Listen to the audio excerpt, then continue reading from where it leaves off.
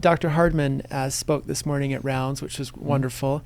And we talked about some of the medical recommendations historically made that either were proven to be wrong or we still don't really know the answer and are controversial. Could you mention some of these that we talked about?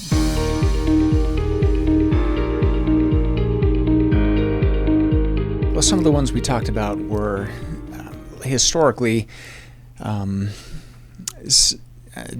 Semmelweis was one of the first ones that I brought up in his controversy at the medical clinic in Vienna, Austria, where he was recommending the doctors wash their hands, and all the doctors and the medical community as a whole, not just at that hospital but across Europe, really fought against that idea. There was also the recommendation back in the 50s and 60s that formula was superior to breast milk. There have been others.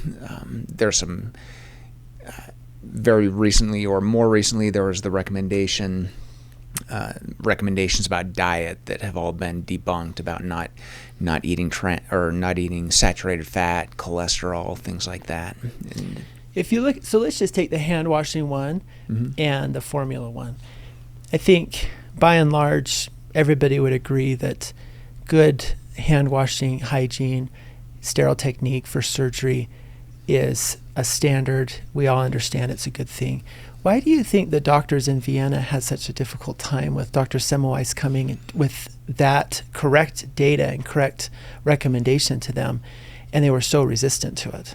Well, I think just like us today, I think that doctors of the time really had, I think largely that was an ego issue. The idea that Dr. Semmelweis had brought up to them that they were the ones causing harm was just unpalatable. They couldn't.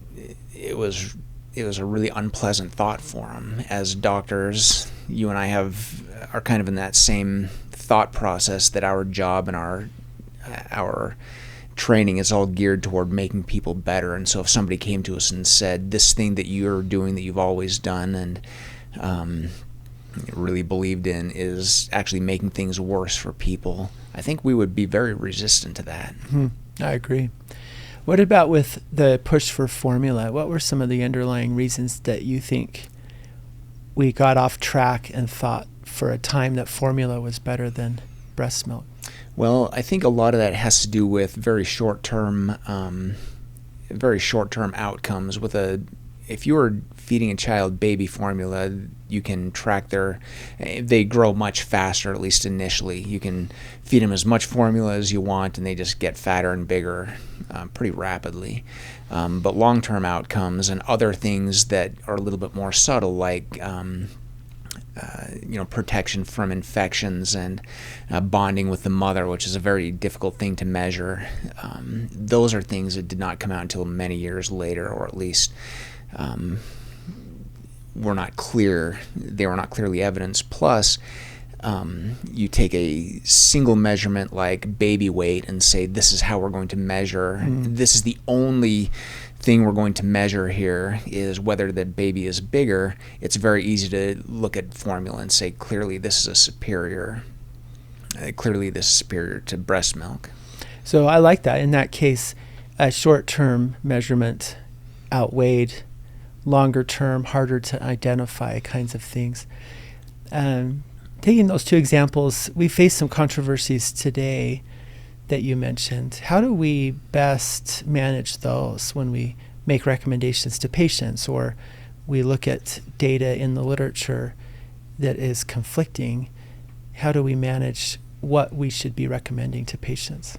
Well, I think the first thing that we as providers need to do is understand our own limitations and the limitations of the knowledge that's been giving us, or the knowledge that has been given to us. There are pretty marked limitations about the things we know, and the things that are being, just as an example of this, using statins to prevent heart disease. Okay, if the only thing you are measuring is heart disease, you can clearly show that being on statins dramatically reduces heart disease. That's a pretty straightforward thing. But there are other measures of health and well-being that are not part of those equations that make up the recommendations. Okay, if we stick with that example of statins, for example, a lot of people develop the muscle pain, their liver issues. There are studies that show it might increase the risk for developing diabetes. Or worsen A1Cs and diabetes, and these are things that historically haven't been measured very well, and so.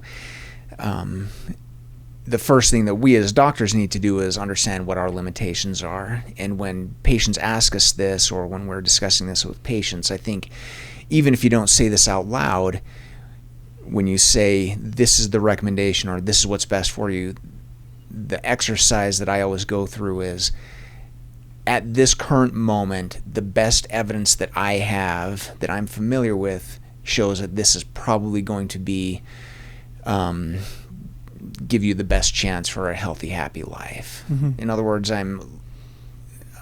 if I say that, I can say that out loud to the patient when they ask me, should I be on this medication or take this course of action? My response is, according to my best understanding, according to the science that is available to me right now, this is probably going to give you the best outcome. So in your recommendations, you're acknowledging the limitation and trying to give them the best advice you can, but still recognizing that there could be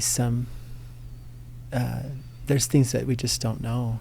Absolutely. How can patients in an environment like this gain and maintain trust in their providers, in their care team?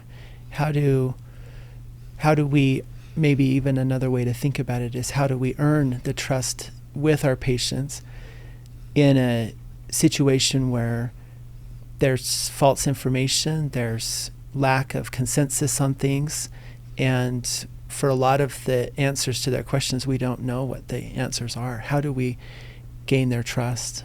Well, I think the first thing is being honest about our lack of definitive knowledge, being honest with ourselves and being honest with our patients. And if patients bring up concerns, or if they bring up questions or conflicting information with us, rather than blowing them off or just disregarding their questions or concerns, take them seriously, because they might be right, or we might be wrong, or certainly if we want them to trust us, we have to understand what exactly it is that they're trusting about us. They are trusting us not that we are 100% correct. They are trusting us that we are decent people who are trying our best to understand the options and to understand the medicine and the science and give them the best possible outcome.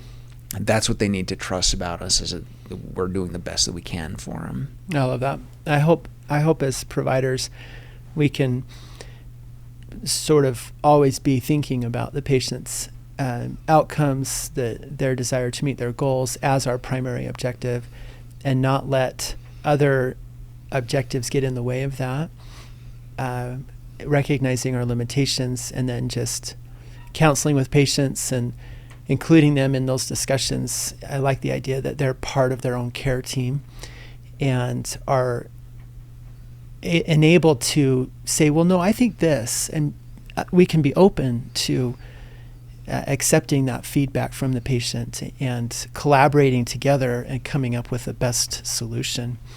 But it's something that is not as easy to do as it is to say, because it's a lot easier for us just to make recommendations and move on and not have those more intricate, humble discussions with patients. And it is time consuming, but it is something for us to strive for. And I'm glad you brought up all of those controversial recommendations and historical examples of where medicine got it wrong. And I think it enables us to say, well, what are the current, when we look back and say, well, they were just dumb. Mm-hmm. Where are we being dumb now and not seeing it, and being humble and open enough to recognize that we could be wrong. So, yeah, absolutely, and that's a hard thing for us to, as doctors, to accept about ourselves and our limitations sometimes. I mean, everybody in the medical profession is well educated, and we'd like to believe we know the answers. And mm-hmm. the more I think back in medical school, they used to tell us that 50% of everything they're teaching us is wrong. I don't know mm-hmm. if you heard the same thing. And they would say, we don't know which 50% it is, but half of everything we tell you is probably wrong. Yeah. And it's just an important thing to keep in mind when we're engaged with patients, that there's a very good chance that we're wrong. And it's easy, like you were saying, to look back and say, well, they were dumb back then.